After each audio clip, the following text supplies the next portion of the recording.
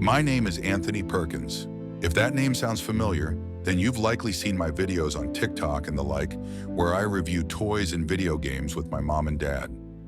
Don't try to look them up, nor expect me to tell you the channel name.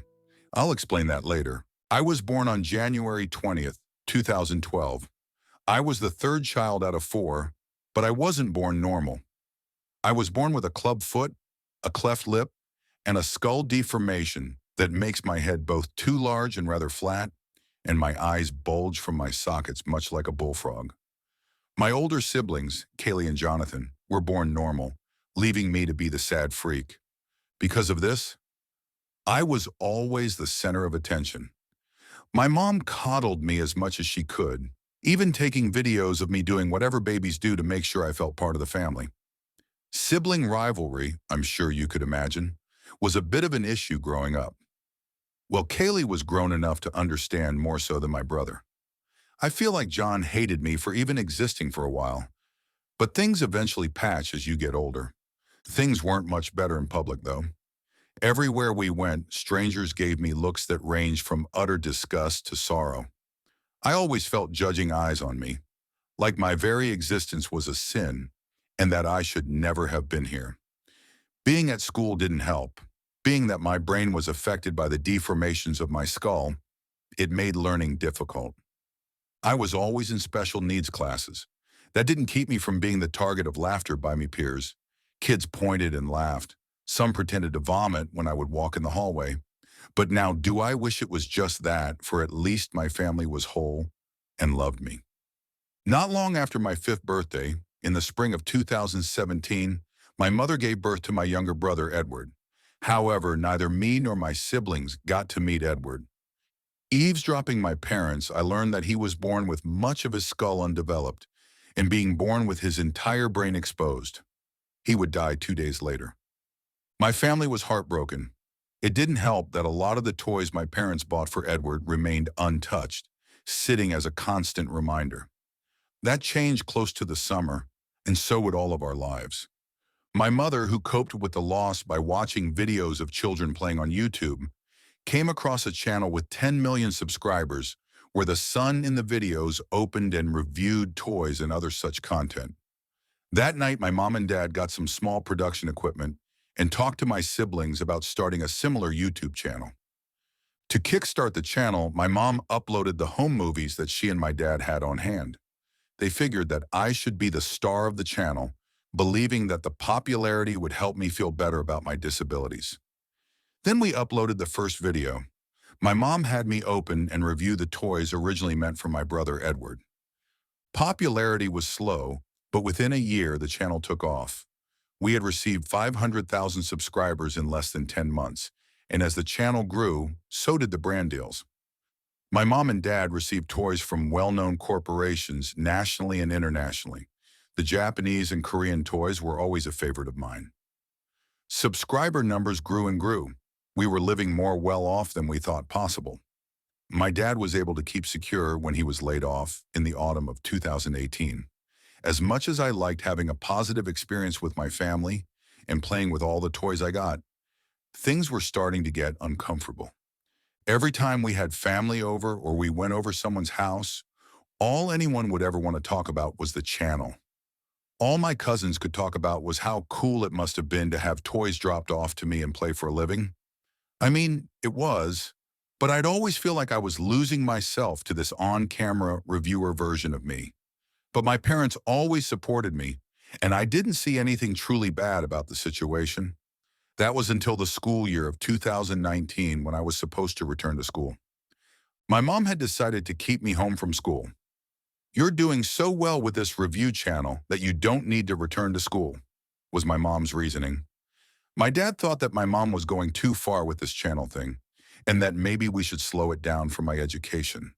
He doesn't need public schooling. Besides, Kaylee's taking a gap year before returning to college. She can teach him. I wasn't opposed to Kaylee teaching me, but it seemed like my mom forced this on her rather than her volunteering to it. But between reviewing toys and video games, my sister tutored me with a beaming smile on her face. Then comes March 2020. What was supposed to be 2 weeks off for everyone in the country turned into a total quarantine. With no one being allowed to go anywhere, my mom cranked out the videos. To be honest, at this point, I was growing bored with the reviews. I was enamored with the books my sister had been tutoring me with. When I told my mom this, and that maybe I would want to be a writer when I grow up, she was less than enthused. You are not mentally capable enough to do something so complex with your life. These reviews are what you're best at. Stick with them. If that wasn't bad enough, I overheard my mom scolding my sister for putting unrealistic ideas in my head. I didn't see my sister for a week. My mom made sure to keep me from her with the video reviews, and with her creating another channel on TikTok, the videos only became more frequent. When I did manage to catch a glimpse of my poor sister, she had a bruise along her cheek. She wouldn't even look at me. I was given the same look I used to get by people when I was younger. Utter disgust. Things only got worse the following year when my sister left for university. With one person less to take care of, my mom filled up the space with the channel. She made me review toys I wouldn't even be interested in, and when I would object, she would damage or throw away anything I actually liked playing with. Every night, I would hear mom and dad bicker. Sometimes argument ended with glass being thrown and chairs knocked over. It wasn't long before my parents divorced. My mom made sure my dad got nothing and that we weren't allowed to see him. I felt especially bad for Jonathan. Besides always being left alone, the fighting and the divorce only aided him more and more.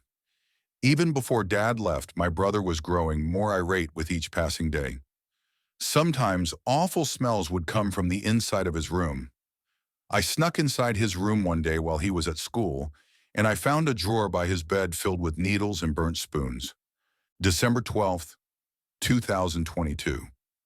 My brother was skin and bone. His hair was falling out, his teeth crooked, his arms scarred and pocked. My mom was out grocery shopping, and I wanted to talk to my brother about what I found. "It's none of your fucking business what's in there," he yelled at me. "Why do you care? You gonna tell mom about it? Go ahead, she doesn't give a shit." Ever since she started that goddamn YouTube channel, she's ignored this family. If you hadn't been born. He stopped there before slamming the door in my face. I don't know if he stopped because he really couldn't stand looking at me, or if he felt bad for blaming me, but I never found out. The paramedics arrived the next day and took him away. It was only 6 months ago that my mom finally ran out of content to make. She spends more time going out looking for new toys for me to review than she's been home for the longest time. Thankfully, I still have the school books Kaylee left behind when she went to college. It felt good to read, write, do math, learn science. I finally felt like a real kid when I immersed myself in these books. Until my mom found out, thinking she'd found a new source of content. "Look at my little scholar. What are you reading, buddy? Let's give you a hard question. What's 5 times 5? My mother asked me with the camera pointed in my face.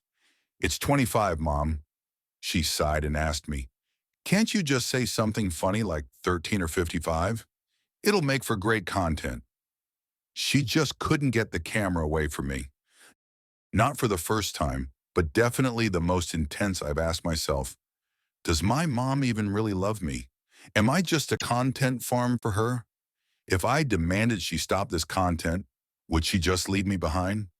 Things came to blows 2 hours ago when I confronted her for throwing out the books Kaylee left. "Because this is useless to you. Look at you, Anthony. Do you really think you can understand this? Do you really think of me as some moron?" I finally asked her.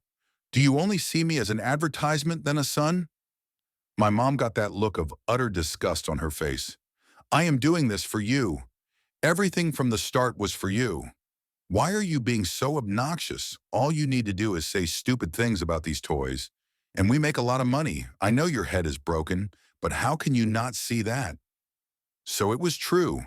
My mom only sees me as a moneymaker. She no longer looked at me like a child, just a prop for the camera. Is this really about me? Ever since Edward died, you've pushed everyone away from you. For me, I don't want to do these stupid videos anymore. I hate you. My mom slapped me across the face and stormed out of the house, leaving me alone in pain and totally rejection. I was in my head thinking about how little my mom thinks of me when the train of thought was broken by a buzzing. My mom's phone. She left it here. I picked up the phone and checked it. There was a message and it was from Kaylee. How could you throw out those books? The message was cut off. I opened my mom's phone and checked her messages in full. There were a lot of messages. From my dad, Kaylee, Jonathan. I decided to check on the message from Kaylee first. How could you throw out those books? I left them for Anthony. He needs real structure. Kaylee still thought of me. I scrolled up the messages. They were all of Kaylee asking how I was. She was criticizing my mom for not letting me have a normal childhood. I checked the messages from my brother. Similar messages.